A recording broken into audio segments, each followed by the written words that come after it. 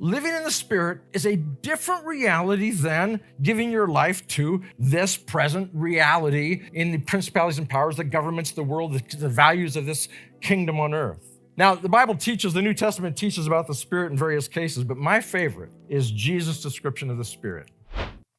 One night, a man named Nicodemus came to Jesus. Nicodemus was one of the Jewish leaders. He was highly respected. He was convergent and conversant in all of the Jewish laws and traditions. But he'd been listening to Jesus talk, and he was so captivated by it. He came to Jesus one night and he said, "You're different. I mean, there's something about your teaching that rings with authority that I'm not getting, I'm not understanding, and I want to know." And it's funny what Jesus said to him. The first thing he said was, you need to experience the birth of the Spirit. Sometimes that's translated birth from above. Sometimes it's translated a second birth. He's saying, we're talking about a different reality here. And Nicodemus is trying to figure it out. And Jesus says, unless you have this kind of birth in your life, you can't even see the kingdom of heaven. It's an amazing picture because Jesus is standing in front of Nicodemus. Jesus is eternity entering time. Jesus is the kingdom who's come to earth. And he's saying to Nicodemus, you can't even see me, really, can you? You can't see the kingdom under the old way of thinking. You can't see the kingdom under the old way of prioritizing. You can't do that. And then Jesus explains this spiritual reality. He says, the wind blows wherever it wants to. Now, in the New Testament, there's this word that we use all the time. It's in the Greek language, it's pneuma in the original language. And the word pneuma means wind. You know, some of you use pneumatic switches, wind-powered switches. The pneuma is also the breath. We talk about that even in medical terms. Pneumonia is a disease of breathing. But pneuma also means spirit in the New Testament. So it's amazing. There's this word that means wind, breath, spirit, and Jesus is actually doing a play on words here with Nicodemus. He's saying, Nicodemus, the pneuma blows wherever it will. The wind blows wherever it will. You don't know where it's coming from. You don't know where it's going. You don't know what it's doing. You can't even see it. Really, none of us have ever seen the wind, ever. We've seen the effects of the wind. We've seen dust flying. We've seen trees bending. And many times we'll go, oh, look at the wind out there. But we can't actually see the wind. Jesus said, you can't see the wind, where it's going, what it's doing, where it's come from. He says, so it is with everyone born of the pneuma. So it is with everyone born of the Spirit. He's trying to describe the Spirit of God as this, not a thing, not an entity, but as the very breath of God, the very breath in our lungs, the very wind on our planet, the very being of God that is everywhere, always. And he says this Spirit, this Spirit is where I want you to live, Nicodemus. You're living under these laws and these rules, and your motives are good, and you're trying to do the right thing, but there's something you're missing. And that thing that you're searching for and missing is living within the Spirit, walking with the Spirit. And Jesus takes this concept to help you and I get God out of the box. So many people are trying to define God. So many people are trying to tell people what God says. Go online if you want to know what God says, because there's a lot of people who want to tell you exactly what God said today, you know? They're always saying that God does this, God has to do this, God never does this. And Jesus says, you don't even know where the wind's blowing, do you? You don't know where it came from. You don't know. He says, I want you to know this wind. I want you to know this Spirit. I want you to live in this Spirit. Always reminds me of those lyrics from the late Rich Mullins.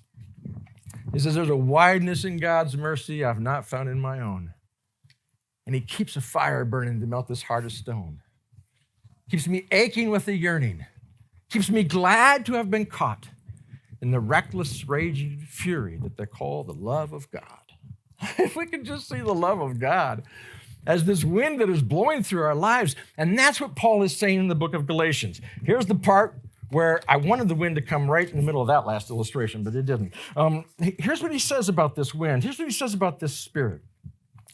He's talking about, and people think this is two lists maybe, like there's a list that you read that was all the bad stuff, sexual immorality and vain ambitions and all that kind of stuff. And then this other spirit they call the fruit of the Spirit. And people think the but is there's two lists.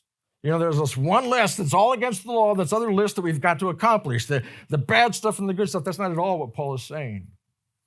He's saying that the works, the results of the values of this world are all those things. All that junk, strife and envy, violence, hatred, competition, overbearing oppression. He says that's all the result of living with the values, the old, tired values of this world.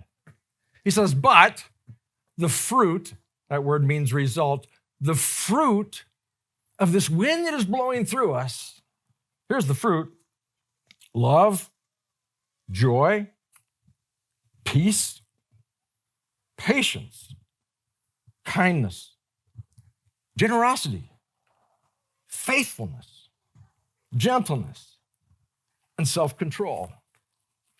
I spent a good part of my life reading those things, and when you read the fruit of the Spirit, it just makes you hungry, doesn't it? Man, that's what I want. I want to live in love. I want to live in joy. I want to live in peace. I want to live in this reality. And so what I did as a young Christian, I'd say, okay, I've got to read all these every day, and I've got to practice these things. And I still quote them all to myself every day. But I was thinking that these fruits of the Spirit, these results of the Spirit, were things that I had to focus on. And when I got all those in a row, then I knew that I was really following God. That's the exact opposite of what he's saying. He's saying, follow me. Let the wind blow through you. Live in that relationship with me. And the fruit or the result is, in ever-increasing measure, love. You'll love more now than you did 2 years ago. You'll love more next year than you do now. Joy. Yeah, joy that's not defined by circumstances, but joy that somehow in the midst of circumstances, it's not just an emotion of happiness, but somehow there's this deep-seated reality of God in our lives that brings a sense of joy and peace. The Spirit is feeding into us a kindness and a gentleness that is not ours. It's not something we manufacture. And when we look at these beautiful, beautiful qualities, love, joy, peace, patience, gentleness, kindness, generosity, self-control, goodness, when we look at these as things to be accomplished, we miss the whole script of the book of Galatians. He's saying to us, if we are to live by the Spirit, let's keep in step with the Spirit. What does it mean to keep in step with the Spirit? What does it mean for me to live in this raging fury of God's love? What does it mean for me to live in the breath of God day by day? Well, it can't mean earning it, because I couldn't do anything to earn it. It can't mean that these are deeds for me to do, because then it's just overwhelming.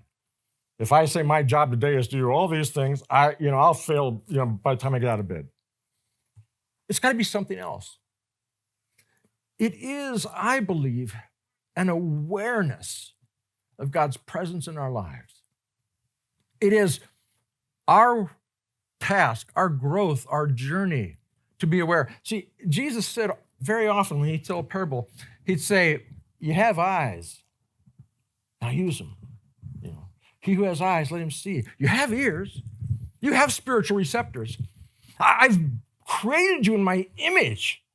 My image means that you have spiritual receptors. You can see the Spirit in different ways. You can know the Spirit in different ways. No, you can't see the wind, but you see it when you see it, And he says, I want you to learn to see. I want you to learn to listen. I want you to learn to walk in that way. And that is the journey that we are on, not hoping that somehow God may be merciful to me, but basking in the mercy that's already been given, basking in the Spirit that's already been poured in our lives. He breathed, this is the book of Genesis, only in Hebrew, ruach, same thing, breath. He breathed into man the Spirit of life. He breathed into woman the Spirit of life. He breathed into us the Spirit of life and says, I want you to see it.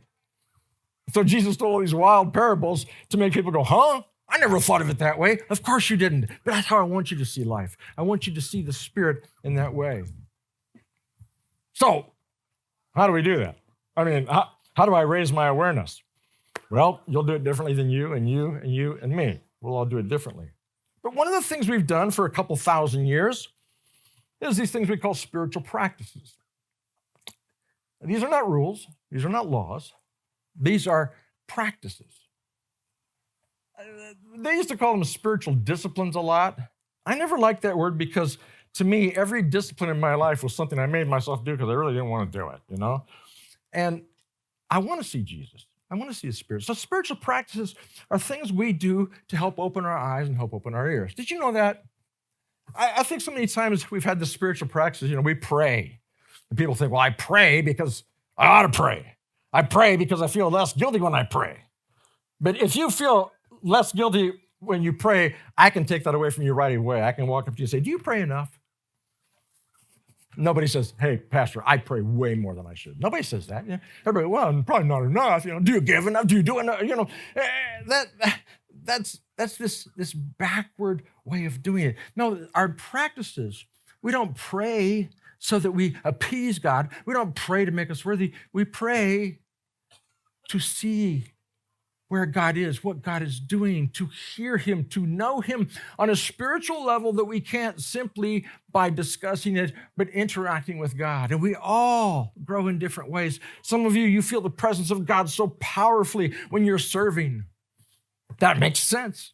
That makes total sense because Jesus said, when you serve the most under-resourced, when you serve the most oppressed people in this world, he says, you're seeing me right there because that's where I am. When you do it to the least of these, you do it to me. Some of you in times of worship,